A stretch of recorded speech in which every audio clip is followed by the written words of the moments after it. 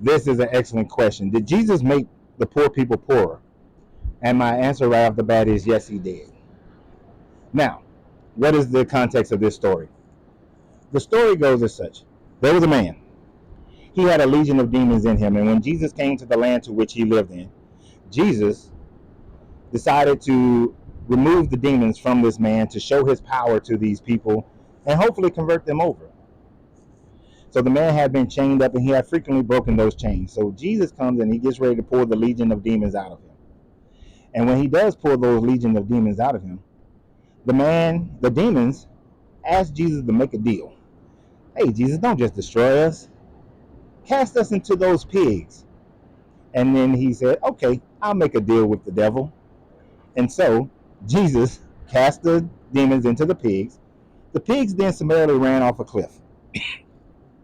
And they all died. And then the people asked Jesus to leave because they was like, oh, witchcraft, you need to leave us alone, you sorcerer. And so Jesus is like, hey, all right, you don't want to listen to my message, you don't want to believe in me, fine, I'm going to leave you alone. It'd be great if Christians actually acted like Jesus, and when those of us who have deconstructed say, we're not interested in your religion, that y'all would just leave us alone. But there's something a little bit more to this story that many people don't think about. Now, I want you to think about this for just a second. According to archaeological finds, it is found that the northern kingdom of Israel participated in pig husbandry. Yes, that seems strange because they were supposedly under the Levitical dietary laws, and as far as touching a pig or touching flesh like that would make them unclean. But back then they were in a caste type system.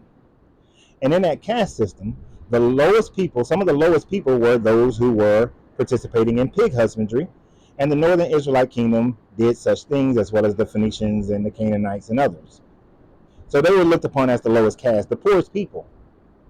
Now, when Jesus then cast those demons into the pigs, and those pigs ran off the cliff, somebody lost their livelihood. Somebody lost either their entire livelihood or a portion of their livelihood, and that made those poor people poorer. So Jesus did not do them a good service. If I was one of those people, I would not have wanted to talk to Jesus either. Here I am trying to make a scratch of a living, and then what you do is come here, cast out the legions. You could have sent them anywhere, but instead of being beneficial to us, the people, you are beneficial to the demons, which are supposed to be your sworn enemy, and you allow them to go into the pigs, and the pigs run off the cliff. Did Jesus compensate them for their loss? No. He picked up his shit and left. Him and his boys said, all right, peace out, deuces, and they left. And those people now are suffering, or well, not now, they're dead, but those people would have been suffering because they would have lost what little income that they already had. And even though the northern kingdom of Israel did eat pig, and they did have pig husbandry, it wasn't like the entire northern kingdom was eating pigs. It was something that the poor people were eating.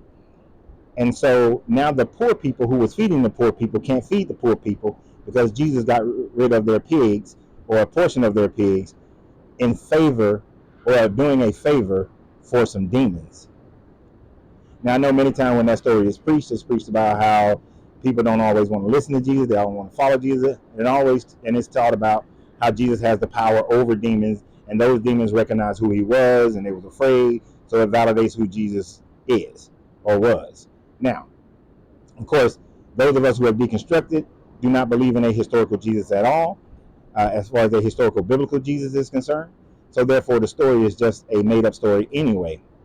And I'm pretty sure that there will be some Christians who will come onto this video, and in the comments, they will give some other rendering as to the lessons to be learned from that. But they will skirt around the fact that Jesus took these poor people's livelihood and made them poor, and never compensated them for sending those demons into the bodies of those pigs, and those pigs running off to the cliff. And the other part about it is, isn't that animal cruelty? That those animals were minding their own business, but Jesus allowed them to be possessed by demons and then go and die as if they were sacrificed for the sake of the demons, and the poor people remained poor. This is why we walk away from this religion. But I'd love to hear you guys' comments.